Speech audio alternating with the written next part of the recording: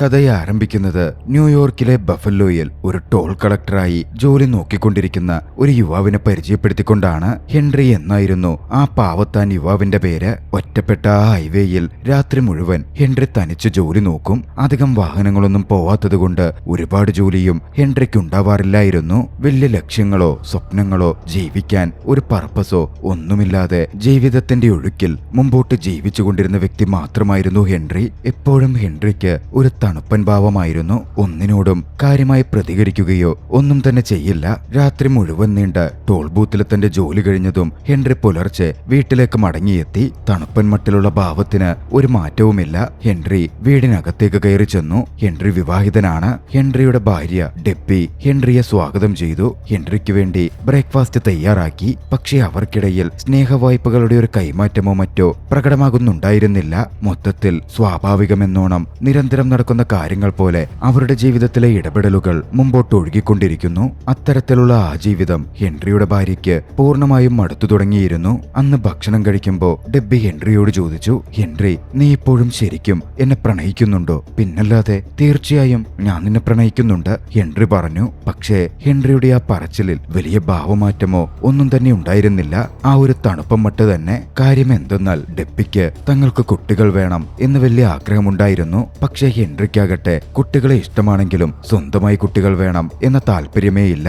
അത് അവർക്കിടയിൽ ഒരു പ്രശ്നമായി നീറുന്നുണ്ടായിരുന്നു. അവരുടെ ആ സംസാരം തുടരുമ്പോഴാണ് ഡോർബെല്ല് റിംഗ് ചെയ്യുന്നത്. വാതിൽ തുറന്നു നോക്കാൻ ഡെബ്ബിക്ക് വല്ല ഇൻട്രസ്റ്റ് ഉണ്ടായിരുന്നില്ല. ഹെൻറി തന്നെ എഴുന്നേറ്റ് ചെന്ന് ഡോർ തുറന്നു. ഡോറിന് മുന്നിൽ നിന്നിരുന്നത് ഹെൻറിയുടെ കൂട്ടുകാരനും പരിചയക്കാരനുമായ എഡ്ഡിയായിരുന്നു. പക്ഷേ എഡ്ഡിയും ഹെൻറിയും തമ്മിൽ അത്ര അടുത്ത സൗഹൃദമൊന്നുമല്ല ഉള്ളത്. എഡ്ഡിക്ക് പിന്നിലായി ജോ എന്നൊരു യുവാവുമുണ്ടായിരുന്നു. മോഷൻ സിക്നസ് കൊണ്ടോ മറ്റോ ആകണം വാതിൽക്കൽ വന്നു നിന്ന് ജോ ഛർദ്ദിച്ചുകൊണ്ടേയിരിക്കുകയായിരുന്നു. സുഖമില്ലാതായ ജോയെ ഹെൻറിയും ഭാര്യയും ചേർന്ന് കുറച്ച് ട്രീറ്റ് ചെയ്തു. എഡ്ഡി അപ്പോഴാണ് തങ്ങളൊരു ബേസ്ബോൾ ഗെയിമിന് പോവുകയായിരുന്നെന്നും അപ്പോഴാണ് ജോക്ക് വയ്യാതായത് എന്നുമൊക്കെ പറയുന്നത്. ജോക്കിപ്പോ സുഖമില്ലാതായതുകൊണ്ട് അവന് മത്സരിക്കാൻ പറ്റില്ല, ആ മത്സരം നഷ്ടപ്പെടും എന്നൊക്കെ എഡ്ഡി പറയുന്നുണ്ടായിരുന്നു. പെട്ടെന്നെട്ടി ജോക്ക് പകരമായി ഹെൻറിയെ കളിയിലേക്ക് ക്ഷണിച്ചു. ഡെബ്ബിക്ക് അത് കേട്ട് അത്രയ്ക്ക് സന്തോഷമൊന്നും തോന്നുന്നില്ല.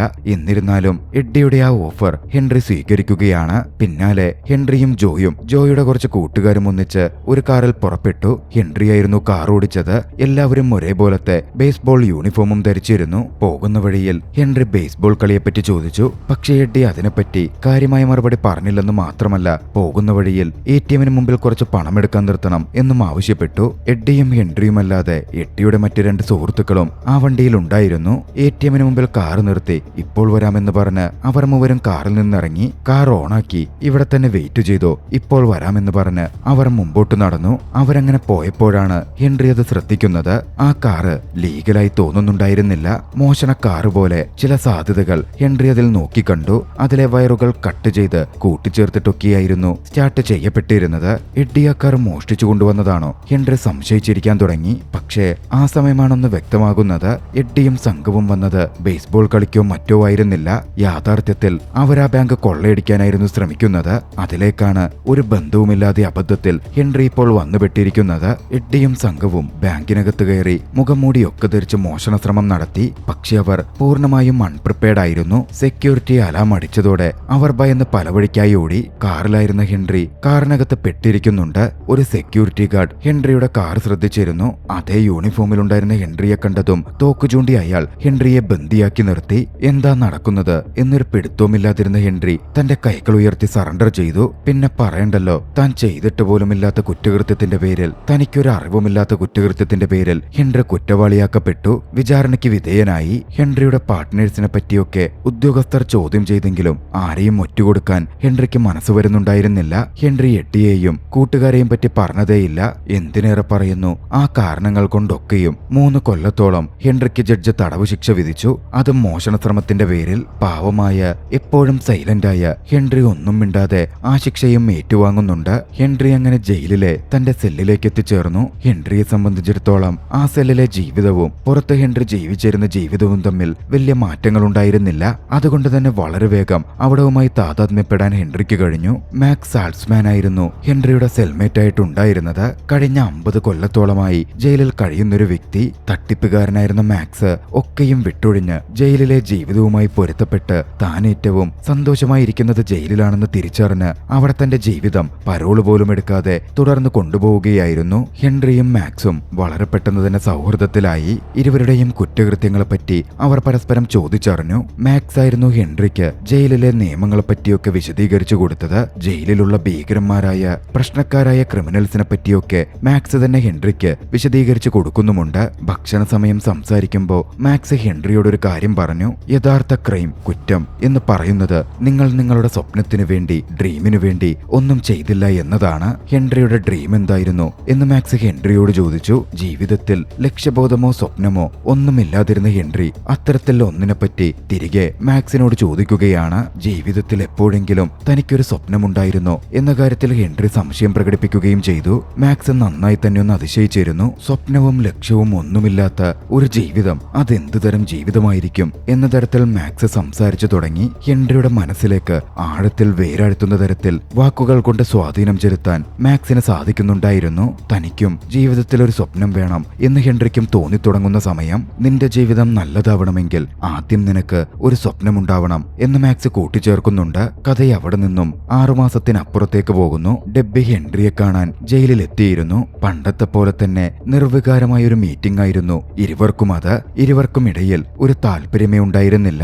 തനിക്ക് ഈ വിവാഹബന്ധം മടുത്തുവെന്നും താനിത് അവസാനിപ്പിക്കുകയാണെന്നും ജോയെ വിവാഹം കഴിക്കാൻ താൻ പ്ലാൻ ചെയ്യുന്നതായും ഡെബ്ബി ഹെൻറിയെ അറിയിച്ചു. ജോ എന്ന് പറയുന്നത് ആരാണെന്ന് മനസ്സിലായല്ലോ അല്ലേ? തുടക്കത്തിൽ അവരുടെ വീടിന് മുമ്പിൽ വെച്ച് ഛർദ്ദിച്ചുകൊണ്ടിരുന്ന അതേ വ്യക്തി തന്നെ. ഹെൻറിക്ക് പെട്ടെന്ന് ഒരു സങ്കടം തോന്നി. എന്നിരുന്നാലും ചിരിക്കാൻ ശ്രമിച്ചുകൊണ്ട് ഹെൻറി അവളെ കൺഗ്രാജുലേറ്റ് ചെയ്തു. ഒരു കൊല്ലത്തോളം അങ്ങനെ കടന്നുപോയി. ജയിൽ ജീവിതവുമായി ഹെൻറി പൊരുത്തപ്പെട്ടിരുന്നു. ജയിലിൽ നിന്ന് കുറച്ച് സൗഹൃദവും മാക്സുമായി വളരെ വലിയൊരു അടുപ്പവും ഹെൻറിക്ക് രൂപപ്പെട്ടു. ഹെൻറിയുടെ താടിയടക്കം വളർന്നിരുന്നു. ഭാര്യ പിരിഞ്ഞുപോയതിലെ ദുഃഖം ഹെൻറിയെ ബാധിച്ചിരുന്നു. അതിന്റെ വിരഹം ഹെൻറി അനുഭവിച്ചുകൊണ്ടുമിരുന്നു. അങ്ങനെ ഹെൻറിയുടെ പരോൾ ഡേയ്സ് എത്തി. പക്ഷെ പുറത്തു പോവാൻ ഇറങ്ങുന്നെങ്കിലും ഹെൻറിക്ക് വലിയ എക്സൈറ്റ്മെന്റ് ഒന്നും തോന്നുന്നുണ്ടായിരുന്നില്ല.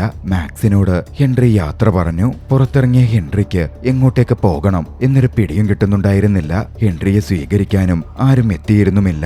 എങ്ങോട്ടേക്ക് പോകണമെന്നറിയാതെ ഹെൻറി നേരെ പോയത് ഡെബ്ബിയുടെ വീട്ടിലേക്കായിരുന്നു. പണ്ട് ഹെൻറിയും ഡെബ്ബിയും ഒന്നിച്ചു ജീവിച്ചിരുന്ന അതേ വീട്ടിലേക്ക് തന്നെ. പക്ഷെ അവിടെ ഹെൻറിയെ സ്വാഗതം ചെയ്തത് ജോ ആയിരുന്നു. ഡെബ്ബിയുടെ ഇപ്പോഴത്തെ ഭർത്താവ്. ഒരു വിസിറ്റർ എന്ന നിലയിൽ ഹെൻറിയെ അവർ സ്വീകരിച്ചു. ഹെൻറിക്ക് വേണ്ട ചില കാര്യങ്ങൾ ചെയ്തു കൊടുത്തു. ഹെൻറി അവിടെ നിന്ന് ഇറങ്ങാൻ നേരം ജോ ഹെൻറിയോട് നന്ദി അറിയിച്ചു. അന്ന് തന്നെയടക്കം ആരെയും ഹെൻറി ഒറ്റിക്കൊടുക്കാതിരുന്നതിന്. പക്ഷേ ചെറിയൊരു ദേഷ്യത്തോടെ ഹെൻറി അതിന്റെ യാഥാർത്ഥ്യം പറയുന്നുണ്ട്. എനിക്കന്ന് നിന്റെ പേര് പോലും അറിയില്ലായിരുന്നുവെന്ന്. അവിടെ ഉണ്ടായിരുന്ന തന്റെ സാധനങ്ങളും എടുത്ത് ഹെൻറി പുറത്തേക്കിറങ്ങി. ഹെൻറി അങ്ങനെ വീട് പോലും ഇല്ലാത്ത തെരുവിൽ അലിയേണ്ടി വരുന്ന ഒരു മനുഷ്യനായി മാറിയിരിക്കുകയാണ്. ആ ഒരു ജീവിതത്തിലാണ് മാക്സ് പറഞ്ഞ വാക്കുകൾ ഹെൻറിയുടെ ജീവിതത്തിലേക്ക് വീണ്ടും വരുന്നത്. മാക്സിന്റെ ഫിലോസഫികൾ: ജീവിതത്തിൽ ഒരു സ്വപ്നമുണ്ടാകണം, സമയമുണ്ടെങ്കിൽ സാധിക്കുന്നതാണെങ്കിൽ ഒരു കുറ്റകൃത്യമെങ്കിലും ചെയ്തിരിക്കണം. ഹെൻറിക്ക് തന്റെ പർപ്പസ് കണ്ടെത്തണമായിരുന്നു. ആ ഒരു സമയത്താണ് ഹെൻറി വീണ്ടും താൻ കുറ്റക്കാരനാവാൻ കാരണമായ പഴയ ബാങ്കിന് മുമ്പിൽ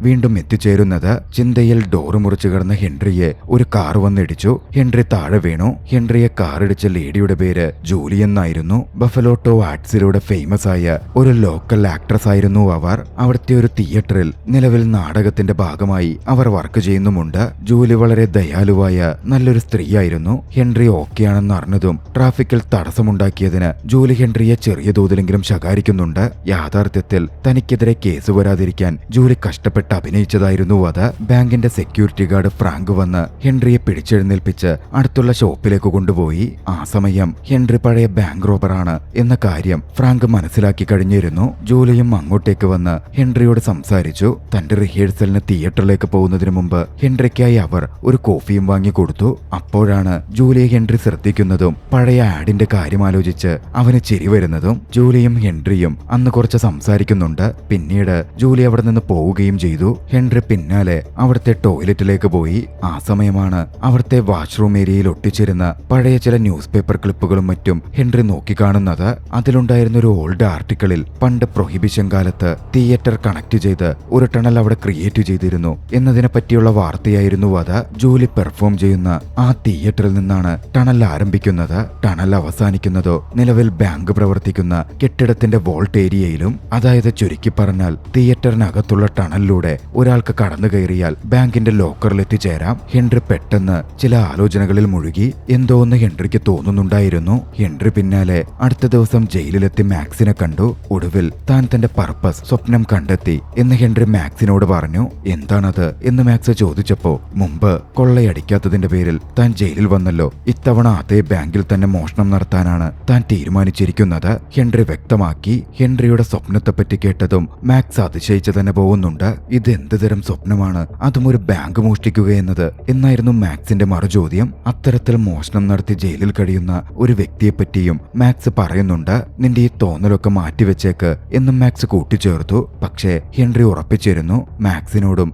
തന്റെ കൂടെ കൂടാൻ പുറത്തു വരാൻ ഹെൻറി ആവശ്യപ്പെട്ടു. വർഷങ്ങളായി എടുക്കാത്ത പരോളിന് അപേക്ഷിക്കാനും ഹെൻറി പറഞ്ഞു. അതിനൊന്നും താൻ തയ്യാറല്ല, ഈ ജയില് തന്റെ വീടാണ്, ഇത്തരത്തിലൊരു ബാങ്ക് മോഷണത്തിനൊന്നും താൻ പുറത്തു വരില്ല എന്നായിരുന്നു മാക്സിന്റെ മറുപടി. തനിക്ക് തന്റെ ജീവിതകാലം മുഴുവൻ മാക്സിനെ പോലെ ജയിലിൽ കഴിയാൻ സാധിക്കില്ലെന്നും ദാരിദ്ര്യത്തിൽ ജീവിക്കാനും പറ്റില്ലെന്നും സന്തോഷത്തോടെ ജീവിക്കണം എന്നും ഹെൻറി മാക്സിനോട് പറഞ്ഞു. പിന്നാലെ തന്റെ സ്വപ്നത്തിന്റെ ഓരോ വശങ്ങളും വിശദീകരിച്ച് മാക്സിനെ സ്വാധീനിക്കാനും തന്റെ കൂടെ മോഷണത്തിൽ പങ്കാളിയാവാനും ഹെൻറി ശ്രമിച്ചുകൊണ്ടിരുന്നു. ഒടുവിൽ ഹെൻറിയുടെ ആ ആഗ്രഹത്തിന് കൂട്ടുനിൽക്കാൻ മാക്സും സമ്മതിക്കുന്നുണ്ട്. അടുത്തതായി മാക്സ് പുറത്തു വരാനുള്ള കാര്യങ്ങൾ ചെയ്യുകയായിരുന്നു ചെയ്തത്. മാക്സ് തന്റെ പരോളിന് അപ്ലൈ ചെയ്തു. വൈകാതെ തന്നെ മാക്സിന് പരോള് ലഭിച്ചു. ആ രണ്ട് കൂട്ടുകാരും ഒന്നിച്ച് ദൗത്യത്തിനായി പുറപ്പെടുകയാണ്. ഹെൻറി മാക്സിനെയും കൂട്ടി കഫയിലെ താൻ കണ്ട ആർട്ടിക്കിളിന് മുമ്പിലെത്തി. മാക്സും ആ ആർട്ടിക്കിൾ നോക്കിക്കണ്ടു. അത് നിരീക്ഷിച്ച മാക്സ് പറഞ്ഞു, ഇതിൽ രേഖപ്പെടുത്തിയിരിക്കുന്ന മാപ്പ് വർഷങ്ങൾ പഴക്കമുള്ളതാണ്. ഇപ്പോൾ അതിന്റെ യഥാർത്ഥ അവസ്ഥ അത് തന്നെയാവണം എന്നൊരുറപ്പുമില്ല. ഒരുപക്ഷെ ബാങ്കിന്റെ സ്ട്രക്ചർ തന്നെ മാറിയിരിക്കാം. ആദ്യം നമുക്ക് ബാങ്കിലും പിന്നീട് തിയേറ്ററിലും പോയി ചെക്ക് ചെയ്ത് ഒന്നുകൂടി കാര്യങ്ങൾ കൺഫേം ആക്കണം, എന്നിട്ട് വേണം പ്രവർത്തിച്ചു തുടങ്ങുവാൻ. മാക്സ് ആയിരുന്നു ബാങ്കിൽ പോയത്. മാക്സിന്റെ മികച്ച സംസാര വൈദഗ്ധ്യവും തട്ടിപ്പുകാരന്റെ കൗശലവും കൊണ്ട് വളരെ എളുപ്പത്തിൽ ബാങ്കുമായി ബന്ധപ്പെട്ട് ടണലുണ്ട് എന്ന കാര്യം മനസ്സിലാക്കാൻ മാക്സിന് സാധിച്ചു. പിന്നാലെ മാക്സും ഹെൻറിയും തിയേറ്ററിലെത്തി. അവിടെ പഴയൊരു പെർഫോമറെ പോലെ അഭിനയിച്ച് മാക്സ് കടന്നു ചെന്നു. അവിടെ വെച്ച് ജൂലി അവർ മീറ്റ് ചെയ്യുന്നുണ്ട്. ഹെൻറി മാക്സിനെ ജൂലിക്ക് ഇൻട്രൊഡ്യൂസ് ചെയ്തു. ജൂലിയുടെ സഹായത്തോടെ ആ തിയേറ്ററിൽ കടക്കാനും അത് മുഴുവൻ ചുറ്റിക്കാണാനും മാക്സിന് സാധിക്കുന്നുണ്ട്. മാക്സിന് അവിടെ നിന്ന് കിട്ടിയ ആ തിയേറ്റർ മാനേജറെ മാക്സ് നല്ല രീതിയിൽ സംസാരിച്ച്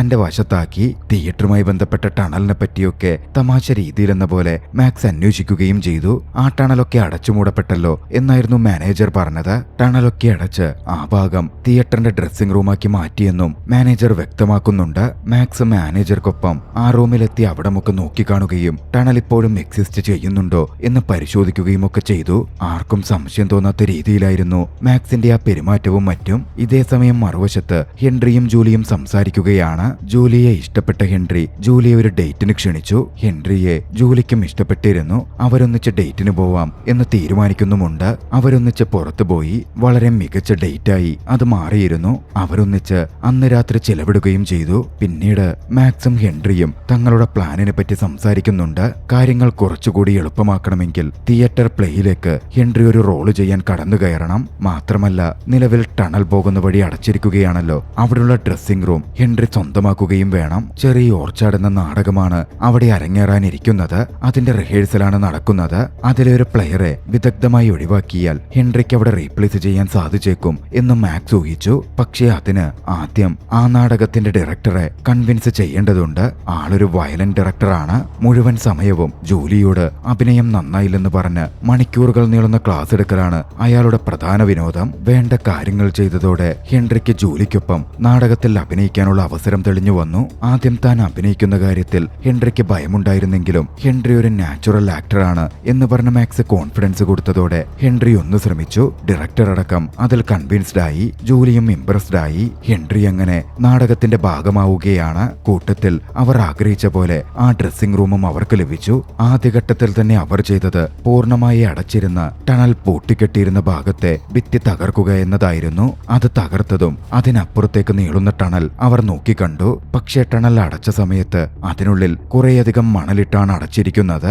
അകത്തുകൂടെ മുമ്പോട്ട് പോകണമെങ്കിൽ അടച്ചിരിക്കുന്ന ഭാഗത്തെ മണൽ മുഴുവൻ അവർക്ക് കോരി മാറ്റണം. പക്ഷേ അത് അവർ രണ്ടുപേര് മാത്രം ഉദ്ദേശിച്ചാൽ എളുപ്പത്തിൽ സാധ്യമാവുന്ന ഒരു പരിപാടിയല്ല. മൂന്നാമതൊരാളുടെ സഹായം എന്തായാലും ആവശ്യമായി വരും. ഹെൻറി അതിനായി തിരഞ്ഞെടുത്തത് ജോയെ തന്നെയായിരുന്നു. ജോയാണെങ്കിൽ തന്റെ അപ്പോഴത്തെ ജോലിയിൽ പൂർണ്ണമായിട്ടും ഡിസാറ്റിസ്ഫൈഡ് ആയിട്ടായിരുന്നു ഉണ്ടായിരുന്നത്. ഹെൻറി ജോയോട് കാര്യങ്ങൾ പറഞ്ഞ് ജോയെയും തങ്ങളുടെ ടീമിലേക്ക് ജോയിൻ ചെയ്തു. മാക്സും ജോയും ഒന്നിച്ച് തുടർച്ചയായി ആർക്കും സംശയം തോന്നാത്ത രീതിയിൽ ടണലിനകത്ത് നിറച്ച മണൽ കോരിമാറ്റ മാറ്റാൻ ആരംഭിച്ചിരുന്നു. ഇതേ സമയം ഹെൻറി ആകട്ടെ എല്ലാവരുടെയും ശ്രദ്ധ തിരിച്ച് ആർക്കും സംശയം തോന്നാത്ത തരത്തിൽ നാടകത്തിൽ അഭിനയിച്ചും മറ്റും റിഹേഴ്സലിൽ പങ്കാളിയാവുന്നുണ്ടായിരുന്നു. ദിവസങ്ങൾ മുമ്പോട്ട് പോയിക്കൊണ്ടിരുന്നു. അവരുടെ പ്രവൃത്തികളും നല്ല രീതിയിൽ പുരോഗമിച്ചിരുന്നു. പക്ഷേ ഒരു ദിവസം ബാങ്കിലെ സെക്യൂരിറ്റി ഗാർഡായ ഫ്രാങ്ക് അവർ മൂവരെയും എതിരിടുകയാണ്. താൻ തുടർച്ചയായി ബാങ്കിന്റെ പരിസരം നിരീക്ഷിക്കുന്നുണ്ടെന്നും നിങ്ങളുടെ കാര്യത്തിൽ എനിക്ക് സംശയമുണ്ട് എന്നും ഫ്രാങ്ക് ആരോപിച്ചു. നിങ്ങൾക്ക് തോന്നുന്നതാവും എന്നൊക്കെ പറഞ്ഞവർ ഒഴിഞ്ഞുമാറാൻ തുടങ്ങിയെങ്കിലും ഫ്രാങ്ക് അവരോട് കാര്യമായി തന്നെ പറഞ്ഞു, നിങ്ങളുടെ ലക്ഷ്യങ്ങളൊക്കെ എനിക്കറിയാം. നിങ്ങൾക്ക് ആഗ്രഹമുണ്ടെങ്കിൽ എന്നെ കൂടി വേണമെങ്കിൽ അതിൽ പങ്കാളിയാക്കാം. ബാങ്കിനകത്തു നിന്നുള്ള വിവരങ്ങളും മറ്റും കൈകാര്യം ചെയ്യുന്ന ഇൻസൈഡർ ജോബ് ഞാൻ നിങ്ങൾക്ക് വേണ്ടി ചെയ്യാം. ഒരു മാസത്തിലൊരിക്കൽ വലിയ കറൻസി എക്സ്ചേഞ്ച് ബാങ്കിൽ വെച്ച് നടക്കാറുണ്ട്.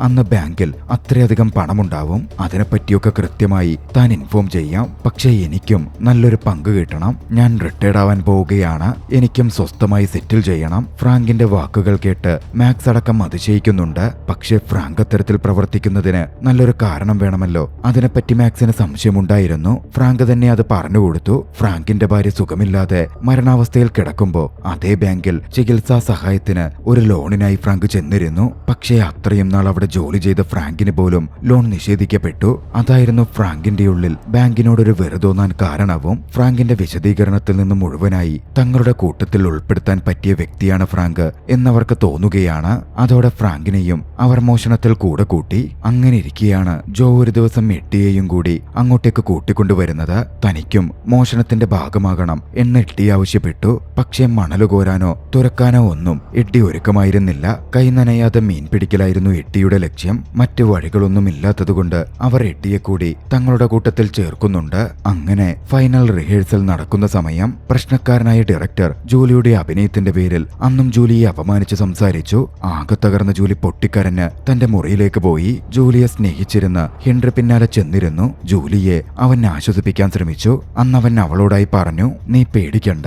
നാടകം തുടങ്ങാൻ പോകുന്ന ആദ്യത്തെ ദിവസം ഞാൻ ഈ നാട് വിട്ടു പോകും. അതിന് ഞാൻ പ്ലാൻ ചെയ്യുന്നുണ്ട്. ഞാനില്ലാതെ എന്തായാലും ഈ നാടകം അരങ്ങേറില്ലല്ലോ. അതുകൊണ്ട് ആരും നിന്നെ കുറ്റപ്പെടുത്താൻ പോകുന്നില്ല. പക്ഷെ അത് കേട്ടതും ജൂലി കൂടുതൽ ക്ഷോഭിക്കുകയായിരുന്നു ചെയ്തത്. കാരണം അത്രത്തോളം ആ നാടകത്തിന് അവൾ എഫോർട്ട് ഇട്ടിട്ടുണ്ട്. തന്നെ വിട്ടിറങ്ങിപ്പോവാൻ ജൂലി ഹെൻറിയോട് ആക്രോശിച്ചു. നാടകം അരങ്ങേറുന്ന ദിവസം മോഷണം നടത്താനായിരുന്നു ഹെൻറി പദ്ധതിയിട്ടിരുന്നത്. അഭിനയത്തിന്റെ ഇടവേളകളിൽ അവരെ അസിസ്റ്റ് ചെയ്യാൻ ഹെൻറി എത്തും. ആരും തന്നെ സംശയം തോന്നാത്ത തരത്തിൽ ഹെൻറിക്ക് അത് മാനേജ് ചെയ്യാനും പറ്റും. ഹെൻറി മാക്സിനെ അറിയിച്ചു. എട്ടി കൂടി ജോയിൻ ചെയ്തതോടെ മോഷണ സംഘം ശക്തിപ്പെട്ടിരുന്നു. ബിൽഡിംഗ് എക്യുപ്മെന്റ്സും മറ്റും ഉപയോഗിക്കാൻ അറിയാവുന്ന എട്ടി ബാങ്കിന്റെ വോൾട്ട് അതുപയോഗിച്ച് തുറന്നകത്ത് കിടക്കാൻ പറ്റുന്ന കഴിവുള്ള വ്യക്തിയായിരുന്നു. അങ്ങനെ പ്ലേയുടെ ദിവസം അവർ വിചാരിച്ച പോലെ മോഷണ ശ്രമങ്ങൾ നടത്തി. എഡ്ഡിയുടെ സഹായത്തോടെ ബാങ്കിന്റെ വോൾട്ടിലേക്കും അവർ കടന്നു കയറി. മറുവശത്ത് ആർക്കും സംശയം തോന്നാത്ത രീതിയിൽ ഹെൻറി നാടകത്തിൽ തന്റെ ഭാഗം അഭിനയിക്കുകയായിരുന്നു. ഇടവേളകളിൽ മോഷണവുമായി ബന്ധപ്പെട്ട കാര്യങ്ങളും ഹെൻറി ചെയ്തു. വോൾട്ടിലേക്ക് എത്തിച്ചേർന്നിരുന്ന മോഷണ സംഘത്തിലെ മറ്റുള്ളവർ പണം മുഴുവൻ ചാക്കിലേക്കാക്കിയിരുന്നു. പക്ഷേ പണം മുഴുവൻ ചാക്കിലായി കഴിഞ്ഞതും എഡ്ഡി തന്റെ തനി സ്വഭാവം പുറത്തെടുത്തു. തോക്കെടുത്ത് എട്ടി പണം മുഴുവൻ ഒറ്റയ്ക്ക് തനിക്ക് വേണം എന്ന തരത്തിലേക്ക് മോശം രീതിയിൽ സംസാരിക്കാനും മാക്സിനെ ഭീഷണിപ്പെടുത്താനും മറ്റും ആരംഭിച്ചു. ഹെൻറിയെയും തോക്ക് ചൂണ്ടി അവൻ ഭീഷണിപ്പെടുത്തുന്നുണ്ടായിരുന്നു. ജോയോട് പണമെടുത്ത് കാറിൽ കൊണ്ടുവയ്ക്കാൻ എഡ്ഡി ഉത്തരവിട്ടു. പക്ഷേ ഒരു ഘട്ടത്തിൽ മാക്സ് കൃത്യമായി ഉണർന്നു പ്രവർത്തിച്ചു. എഡ്ഡിയെ പിടികൂടി മർദ്ദിച്ച് മാക്സ് അവനെ താഴെ വീഴ്ത്തി. പിന്നാലെ ജോയും ഹെൻറിയും മാക്സും കൂടി പണം മുഴുവൻ കാറിലാക്കി. പിന്നാലെ കാറെടുത്ത് അവർ മൂവരും രക്ഷപ്പെട്ടു പോവാൻ ആരംഭിച്ചു. പക്ഷേ പോകുന്ന വഴിയിൽ ഹെൻറി പെട്ടെന്ന് ജൂലിയെ പറ്റി ഓർത്തു. മാക്സിനോട് കാർ നിർത്താൻ ആവശ്യപ്പെട്ടു. ജൂലിയില്ലാതെ അങ്ങനെ പോവാൻ ഹെൻറിക്ക് പറ്റില്ലായിരുന്നു. ജൂലിയെ അവൻ അത്രമേൽ സ്നേഹിച്ചിരുന്നു. കാറിൽ നിന്നിറങ്ങി ജൂലിക്കടുത്തേക്ക് ഹെൻറി ഓടിച്ചെന്നു. മറുവശത്ത് തിയേറ്ററിൽ അവസാന രംഗം അരങ്ങേറുകയാണ്. വേദിയിലേക്ക് ഓടിക്കേറിയ അവൻ ജൂലിക്കൊപ്പം തന്റെ അവസാന രംഗം തകർത്തഭിനയിച്ചു.